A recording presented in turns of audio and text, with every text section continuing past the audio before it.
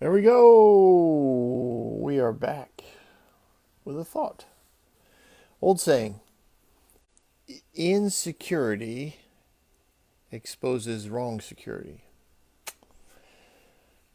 General concept, right?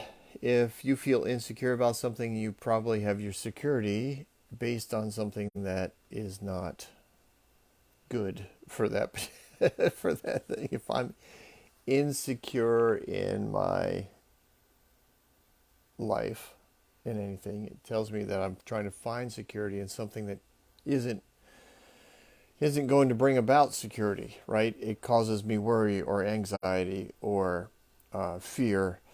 So I have to find something to put my security in that will maintain what I would call like a solid source of security. So for me, that's always been that always ends up being God. I often have tried to find other places to put it, like other relationships or new friends or creative solutions. Sometimes even changing circumstances or changing jobs or something like that. But ultimately, anywhere where I've landed in a place of security, it's found in God's love and His love for me and His purpose for me and the identity He's given me. It goes all the way back to creation. So it's that concept that I wanted to bring to even the church.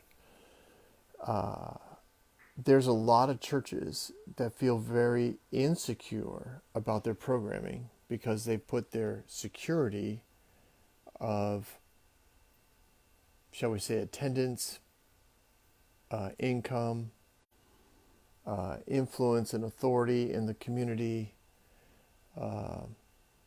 There's a lot that they put.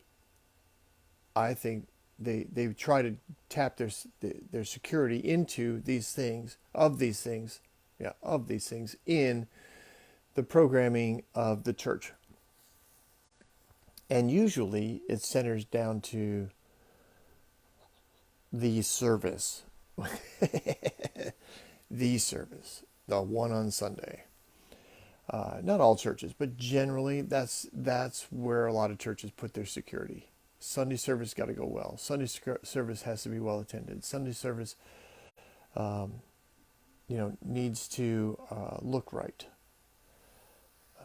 sound right, or we're going to, there's a lack of security there. Like if something goes wrong, and that's why I think a lot of times there's not grace in a church building for people to do something and mess up.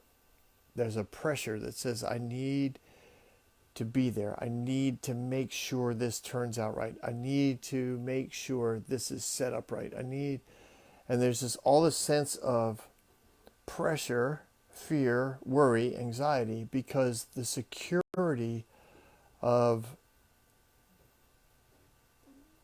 we'll call it the governing body, could be just one guy at the top of the pyramid, but they've put their security in this event, in these activities, in these ministries. And if they don't run right, they have fear, worry, and anxiety.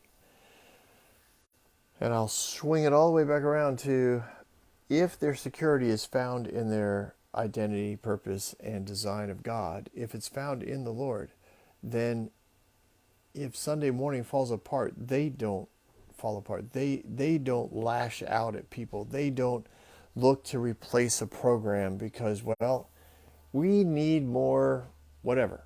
We need more youth. So maybe we should get rid of this youth pastor and get a new one. Somebody who can draw in more kids. Who do we need to draw in more? I remember being a part of a conversation like that. Like they wanted a celebrity worship leader to come to the church. Well, we're getting to the size now where, basically we can't just have general worship leaders. We need a name. Could we entice a name to come here? So that we could grow, so that, the word of God could go forth and change the nations. Everything's centered around Sunday morning. So we can do the same on a small scale with ourselves, right? We find our security in our job or in a relationship or in a in a house, in our friends, whatever. But all that does is show us, like when we start to feel insecure, when something goes wrong, when something shatters that place where we're finding security, or even jiggles it a little, we can say, whoa, whoa, whoa, whoa, whoa. That should set off something within us that says, wait, where's my security? Where am I finding my security? And if we're in charge of people and they do something wrong and they immediately start to apologize, then we as leaders have created an environment where they think that what they're doing is tied to our well-being, our security.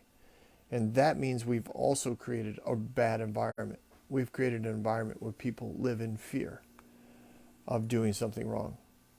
They live in fear. They want to please us. In other words, they behave like a slave and we have become their master. It's a really bad environment. Bad environment. And I just applied to pastors because I was one for so long. A lot of pastors need to adjust where they find their security. And they can filter, or not filter it, but they can observe that in the way that people react to something going wrong in the service or in their ministry, or something they think they did wrong. How do they react? Is it from a place of fear and man-pleasing insecurity? Anyways, those are my thoughts today. Hope you have a good one.